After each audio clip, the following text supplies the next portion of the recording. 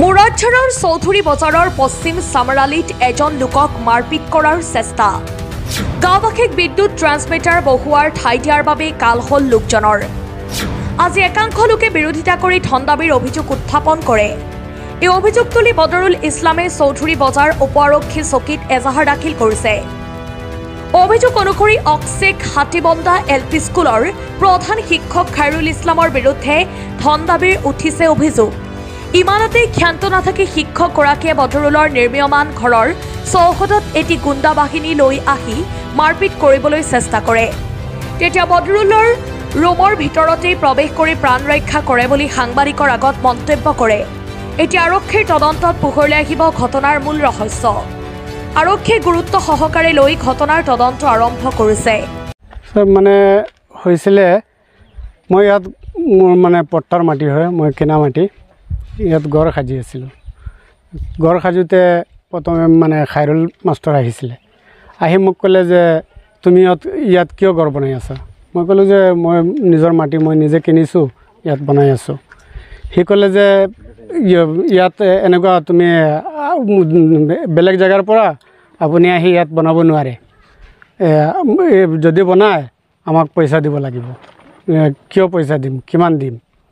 1 লাখ টকা আমাক দিয়ক, মই বনাবলৈ দিম, নহ'লে তুমি ইয়াত ঘৰ বনাব নোৱাৰিবা।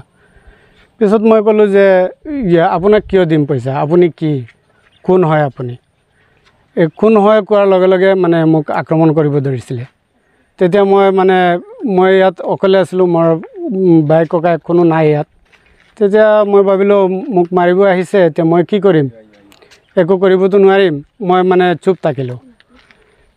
তাৰপিছত সি আহিছে, আহি ক'লে যে তুমি ইয়াত ঘৰ বনাব নোৱাৰিবা, মিস্ত্ৰীক বাধা দিলে। মিস্ত্ৰীক বাধা দিয়াৰ লগে লগে মিস্ত্ৰীসকলে মোক ক'লে কি কৰিম এতিয়া? মই ক'লোঁ সি কোন, আপোনালোকে কাম কৰি থাকা। কোৱাৰ লগে লগে সি গুচি গ'ল মানে সি ক'লে যে মই আহি আছোঁ স্কুলৰ পৰা, মই আহি তোমাক বুজাই দিম কেনেকুৱা তুমি ইয়াত কাম কৰিব পাৰা। পিছত দেখিলোঁ যে সি গুচি গ'ল। আকৌ মই অকলে বহি আছোঁ, মিস্ত্ৰীসকলে কাম কৰি আছে। তেতিয়া মিস্ত্ৰীসকলক আহি বাধা দিলে আৰু 4-5জন তাৰ লগত মানুহ লৈ আহিছে মোক মাৰিবলৈ। তেতিয়া মিস্ত্ৰীসকলে দেখিলে যে পৰিস্থিতি বেয়া হৈ যাব, মোক ঘৰৰ ভিতৰত মানে ধাক্কা মাৰি সিহঁতে সোমাই দৰ্জাটো বন্ধ কৰি ৰাখি দিলে। তেতিয়া সি বহুত আক্ৰমণ কৰিলে, মোক গালি গালাজ কৰি। সিহঁতে দেখিছে, চবে মানে চাইছে। চোৱাৰ পিছত যে দেখিলে যে একো উপায় নাই, মোক ক'লে তুমি থানাত গুচি যোৱা।